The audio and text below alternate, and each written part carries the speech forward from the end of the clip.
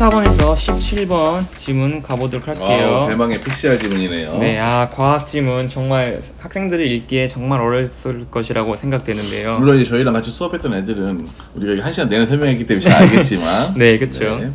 오늘 14번에서 17번 문제풀이 답의 근거 짚고 넘어가는 정도로 한번 해설해 보도록 할게요. 자, 14번 문제부터 한번 가볼게요.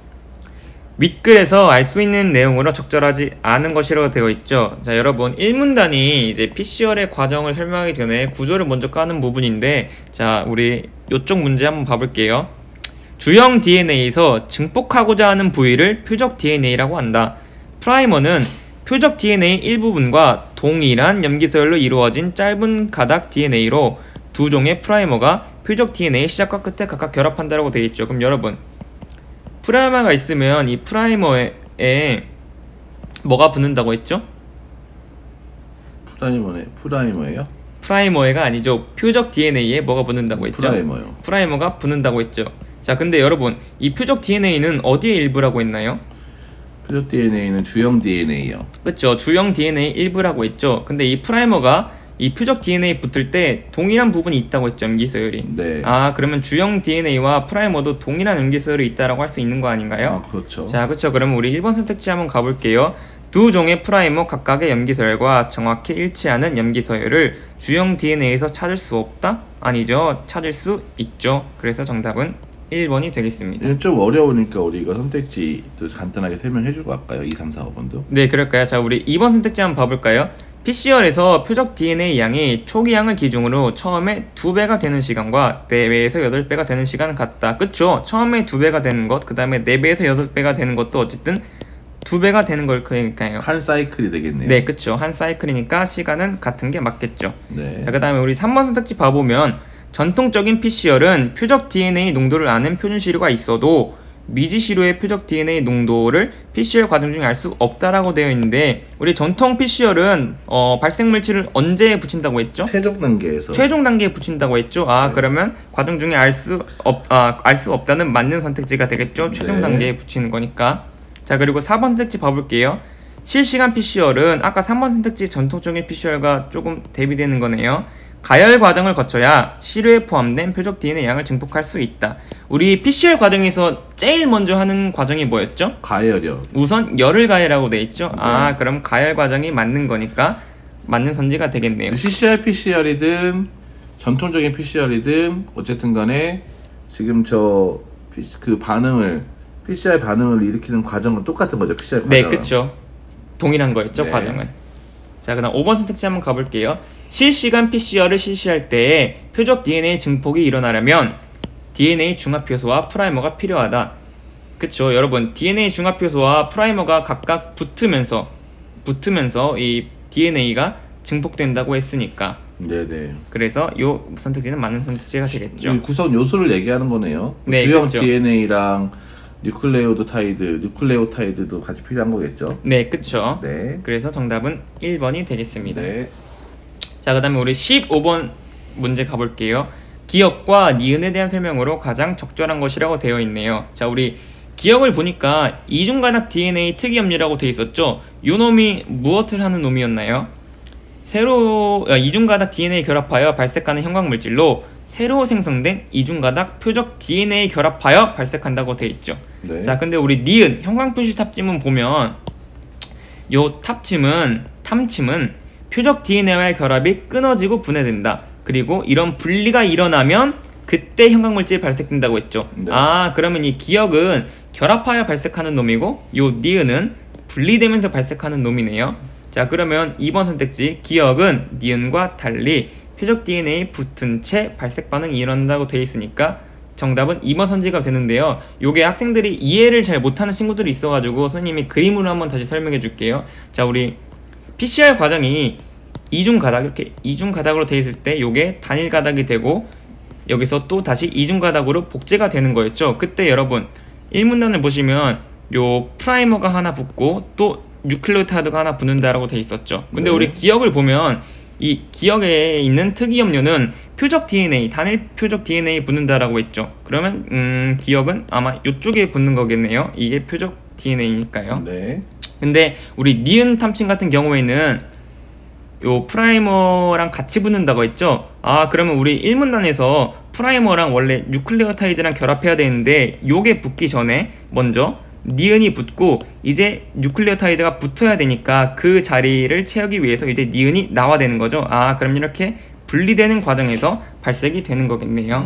네네.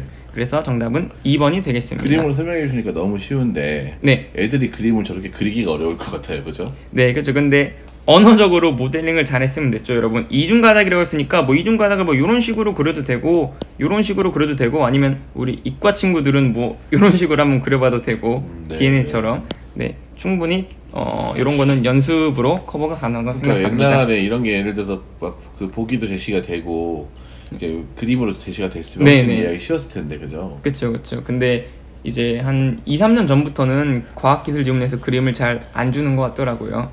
난이도 높이기 위한 방편이겠죠. 네. 그 15번 문제 1번 선택지에 네. 기억은 니은과 달리 프라임과 결합하여 이합체를 이룬다라고 나와 있잖아요. 네네. 제가 아이들한테 설명할 때 그 이합체라고 하는 건 네. 그 3문단 마지막 줄 밑에 두 번째 줄을 보면 네.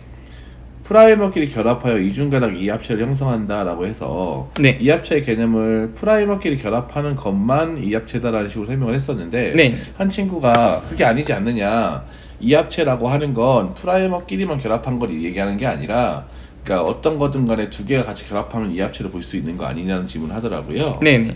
그래서 설명도 맞는 설명이지 않을까요? 아니죠. 지문에 보면 이 합체는 여기 3문단의 마지막 줄에 나와 있는데요. 결합할 수 있기 때문에 두 가의 프라이머끼리 결합하여 이중가닥의 이합체를 형성한 경우에는 이와 같은 의도치 않은 발색이 일어난다라고 했는데 이합체는 두 개의 프라이머끼리 결합한 거죠. 프라이머가 두 개만 결합한 거죠. 여기 보면 이중가닥 DNA 특이염료의 특징이 네. 이중가닥의 모든 이중가닥 DNA 결합할 수 있어서 네네.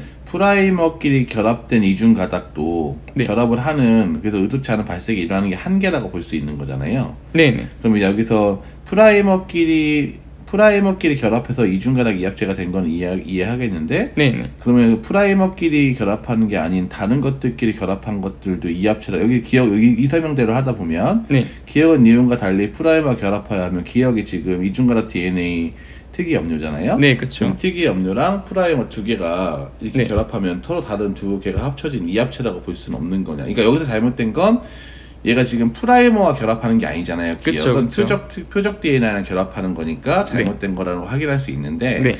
이게 이합체가 아니다라고 할 수 있느냐라는 질문이었거든요.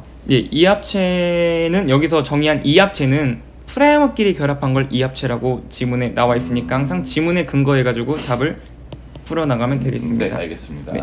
네, 그럼 똑같이 요 3번 선택지도 이합체 관련된 거니까 쉽게 지울 수 있었을 것 같아요. 이합체가 프라이머끼리 결합한 것이란만 잘 네. 파악했으면요. 네. 네, 그럼 우리 16번 선택지로 가볼게요.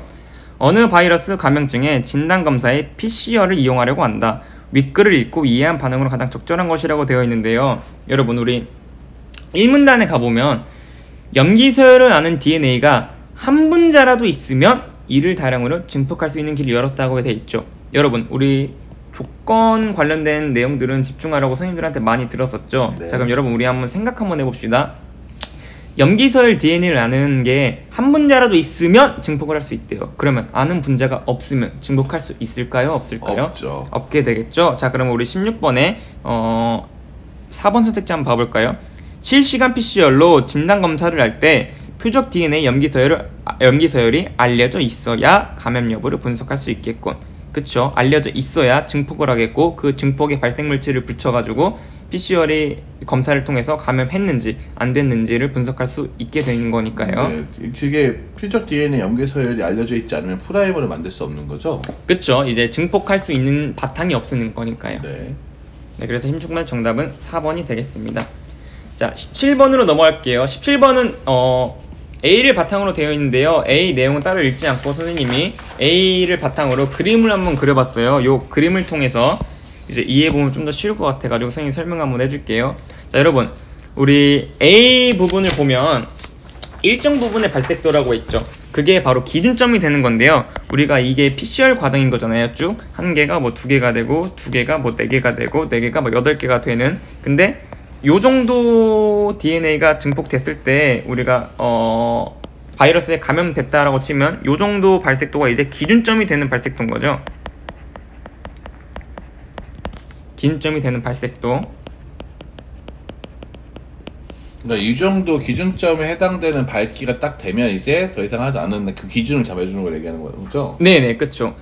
자, 근데 우리 CT가 이렇게 증폭될 때 소요되는 시간이라고 했잖아요. 네. 자, 한 개가 8개가 되는 사이클하고 4개가 8개가 되는 사이클하고 어떤 게 더 적은 사이클로 되나요? 4개가 8개가 되는 그쵸? 거죠? 얘는 한 번만 가면 되는데 얘는 3번을 가야 되네요. 3번을 가야 되는 거니까요. 자, 그럼 요것 바탕으로 우리 한번 보기 한번 읽어보도록 할게요. 자, 보기 1을 보니까 표적 DNA 농도를 알지 못하는 미지 시료와 A라고 쉽게 바꿔서 읽을게요. 이와 동일한 표적 DNA를 포함하지만 그 농도를 알고 있는 표준 시료가 있다. 각 시료의 DNA를 주형 DNA로 하여 같은 양의 시료로 동일한 조건에서 실시간 PCR을 진행한다고 되어 있는데요. 보기 2를 보니까 만약 A가 B보다 표적 DNA 초기 농도가 높다면이라고 되어 있죠. 여러분, 우리 표적 DNA 농도와 관련된 거 보니까 표적 DNA 양의 발색도가 증폭되는 이중가닥의 DNA가 이 양에 비례한다고 했죠. 네. 그러면 초기 농도가 높은 A가 표적 DNA 증가량은 B보다